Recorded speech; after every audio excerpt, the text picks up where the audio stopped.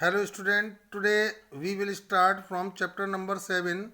The name of the chapter is Perimeter, Area and Volume. Chapter का नाम है Perimeter, Area and Volume. This is the first exercise of this chapter and this is the first question of this exercise. Find the perimeter of the following. ये A part है first question का. A rectangle having the length 6 centimeter and breadth 4.5 centimetre. हमें perimeter find करना है. तो rectangle के जो perimeter की लेंथ है वो 6 सेंटीमीटर और ब्रेथ 4.5 सेंटीमीटर है. तो पेरीमीटर ऑफ रेक्टेंगल का जो फार्मूला होता है twice the sum of length and breadth. यानी इसको कैसे रीड करेंगे? Twice the sum of length and breadth. Sum का मतलब टोटल. तो लेंथ की जगह हमने लेंथ 6 सेंटीमीटर पुट कर दिया और ब्रेथ की जगह 4.5 सेंटीमीटर हमने ये पुट कर दिया. पहले इन दोनों को ऐड करेंगे तो 10.5 हो जाएगा और 10.5 का मल्टीप्लाई करेंगे तो 21.0 सेंटीमीटर हो गया. डेसिमल के बाद जो जीरो होते हैं उन्हें रिमूव कर देते हैं तो इसकी जो वैल्यू हो गई वो 21 सेंटीमीटर हो गई. बी पार्ट में आपके स्टूडेंट्स ये रेक्टेंगल की लेंथ जो है वो 12 सेंटीमीटर है और ब्रेथ जो है 10.6 सेंटीमीटर है. तो आपके पास पेरीमीटर ऑफ रेक्टेंगल का फार्मूला वही यूज़ करेंगे. Twice the sum of length and breadth. Length की जगह 12 पुट करना है और ब्रेथ की जगह 10.6. इन दोनों को ऐड करेंगे तो 22.6 हो जाएगा. ओके. अब 22.6 का मल्टीप्लाई करेंगे 2 से तो 45.2 इसका आंसर होगा. Okay students. अब सी पार्ट इसका students. A rectangle having the length 15 centimetre and breadth 8.7 centimetre. तो लेंथ 15 सेंटीमीटर, ब्रेथ 8.7 सेंटीमीटर. तो पेरीमीटर ऑफ रेक्टेंगल का फार्मूला वही पहले वाला ही यूज़ करेंगे. Twice the sum of length and breadth. Length की जगह 15 पुट कर दिया वैल्यूज और ब्रेथ की जगह ब्रेथ की जो वैल्यू है 8.7 ये पुट कर दी. इन दोनों को ऐड करेंगे तो 23.7 होगा. अब 23.7 का जब हम मल्टीप्लाई 2 से करेंगे तो वी विल गेट 47.4 सेंटीमीटर होगा. Okay students. Now the D part of this question. A square having the side 8 centimetre. अब यहाँ भी अभी हम लोग फाइंड कर रहे थे रेक्टेंगल के पेरीमीटर को. अब हम यहाँ स्क्वायर के पेरीमीटर को फाइंड करेंगे. तो साइड आपके पास 8 सेंटीमीटर है और पेरीमीटर स्क्वायर का फार्मूला होता है 4 इंटू साइड. तो यहाँ साइड हमारे पास 8 सेंटीमीटर है तो 8 सेंटीमीटर पुट कर देंगे. इसका मल्टीप्लाई करेंगे 4 से तो वी विल गेट 32 सेंटीमीटर. तो पेरीमीटर ऑफ स्क्वायर कितना हो जाएगा? 32 centimetre. E part of the first question. A square having the side 10.5 centimetre. Side square की 10.5 है. पेरीमीटर ऑफ स्क्वायर का फार्मूला यूज़ करेंगे 4 इंटू साइड. तो साइड हमारे पास 10.5 है तो 10.5 का मल्टीप्लाई 4 से करेंगे तो 42.0. तो डेसिमल के बाद जो जीरो होता है उसे रिमूव कर देते हैं तो इसकी जो वैल्यू हो गई पेरीमीटर की, स्क्वायर के पेरीमीटर की जो वैल्यू होगी 42 सेंटीमीटर होगी. Okay students. अब एफ पार्ट तो square having the side 16.25 centimetre. Side हमारे पास हम 16.25 हो गई और पेरीमीटर ऑफ स्क्वायर का फार्मूला यूज़ करेंगे 4 इंटू साइड. तो 4 इंटू साइड हमारे पास 16.25 है.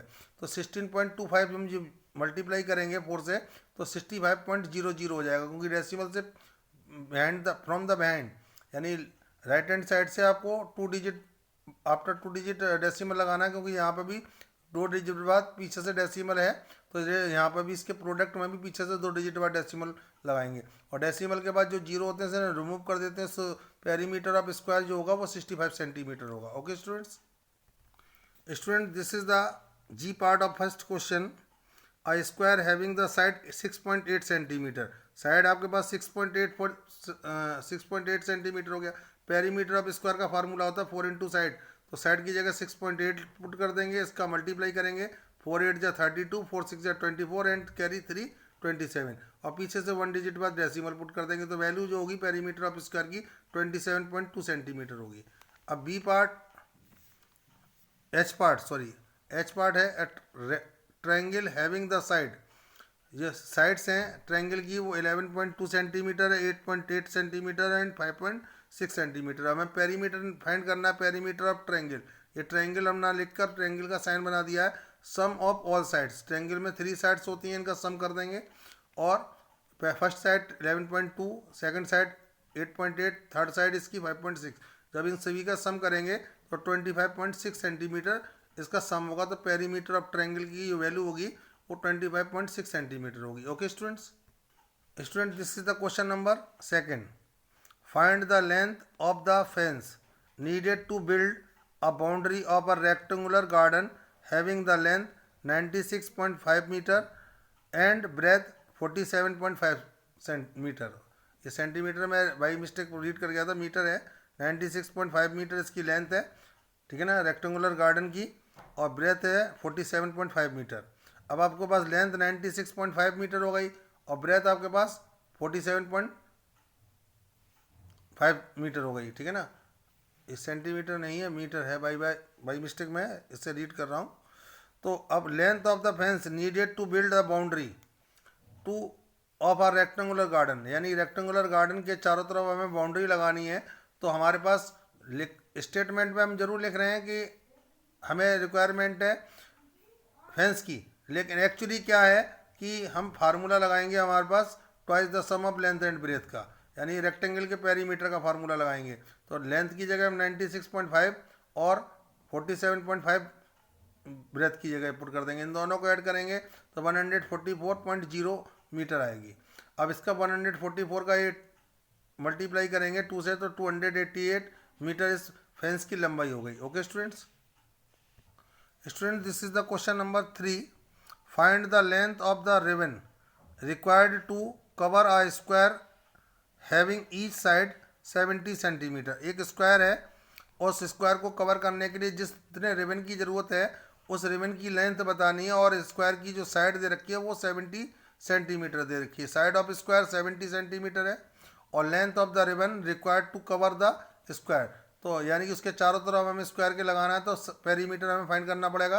तो 4 इंटू साइड फार्मूला लगाएंगे, साइड की जगह 70, इसका दोनों का मल्टीप्लाई करेंगे 280 सेंटीमीटर, ये रिबन की लेंथ हो गई जिस स्क्वायर के हमें चारों तरफ लगाना है। Okay, now the question number 4। Okay, perimeter of the table top is 5 metre. Table top का पेरीमीटर दे रखा है। If the length of the table top is 1.5 metre, table top की लेंथ दे रखी है आपके पास। Find the breadth of the table top, length of the table top 1.5 metre, ठीक है ना। अब आपके पास twice the sum of length and breadth, perimeter of table top. Table top का पेरीमीटर हम इसलिए लिख रहे हैं क्योंकि टेबल टॉप जो है रेक्टेंगुलर शेप में है, ठीक है ना। अब हमारे पास ट्वाइस 2 लिख दिया या 1.5 लेंथ पुट कर दिया हमने और ब्रेथ भी पुट कर दिया। अब 1.5 का मल्टीप्लाई ये 1.5 है, ठीक है ना। तो 1.5 का मल्टीप्लाई हम जब 2 से करेंगे तो हमारे पास 3.0 हो जाएगा। 2 का मल्टीप्लाई हमें इससे भी करना पड़ेगा। जब ब्रैकेट ओपन करते हैं तो बाहर वाले नंबर से दोनों में मल्टीप्लाई करना पड़ता है। तो 2 का मल्टीप्लाई 1.5 में भी कर दिया, 2 का मल्टीप्लाई बी में भी कर दिया। अब इसका मल्टीप्लाई करेंगे तो 3 आएगा। अब 3 को ट्रांसफर करके जब इधर लाएंगे तो 3 के सामने कोई साइन नहीं होता, तो प्लस का साइन सपोज कर लिया जाता है। तो उसको ट्रांसफर करने पर इसका साइन चेंज हो जाएगा, तो ये प्लस से माइनस में हो जाएगा। इससे सबट्रैक्ट करेंगे तो 2 आएगा, और 2 बी के साथ मल्टीप्लाई में तो 2 को डिवाइड में ले जाएंगे इस तरीके से। 2 से 2 कैंसिल करेंगे 1 टाइम, तो ब्रेथ इसकी जो आएगी वो 1 मीटर होगी, यानी breadth of the table top is 1 metre. Okay students, this is the question number 5। It is the last question of this exercise. Perimeter of equilateral triangle, equilateral triangle का perimeter दे रखा 1.5 centimetre and find the length of the sides. Equilateral में triangle जो होते हैं उनमें equal sides होती हैं, तो 3 into side the perimeter of equilateral triangle. तो 3 इंटू साइड और पेरीमीटर की जगह हमने पेरीमीटर पुट कर दिया। 3 इंटू में है तो जब ये इधर लेफ्ट हैंड साइड से राइट हैंड साइड में जाएगा तो डिवाइड में चला जाएगा। 3 से डिवाइड करेंगे 7.5 को तो 2.5 टाइम्स ये कैंसिल हो जाएगा। तो साइड जो आएगी इक्विलेटरल ट्रायंगल की 2.5 सेंटीमीटर होगी। ओके स्टूडेंट्स, ये 2.5 सेंटीमीटर हो गया। ओके।